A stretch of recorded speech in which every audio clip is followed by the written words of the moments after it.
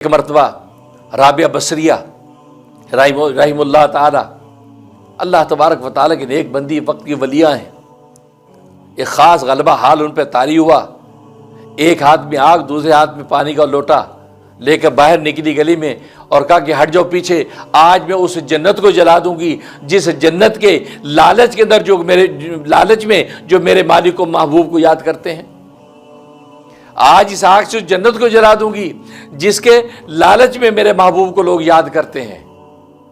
اور اس پانی سے وہ جہنم کو بجھا دوں گی کہ جس کے خوف سے یہ جو لوگ وہ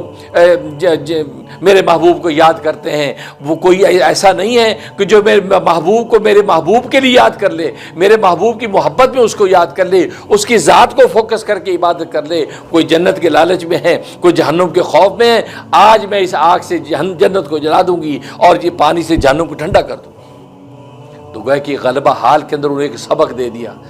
دے دیا کہ ترک آخر بجوز ذات حق، کہ آخرت کو بھی ترک کر دو اور صرف ذات حق مطلوب ہو۔ جب اللہ تبارک و تعالیٰ کی ذات مطلوب ہوگی تو جنتیں تو آٹومیٹکلی اللہ تبارک و تعالیٰ جنتوں کے قدموں میں رکھ دیں گے۔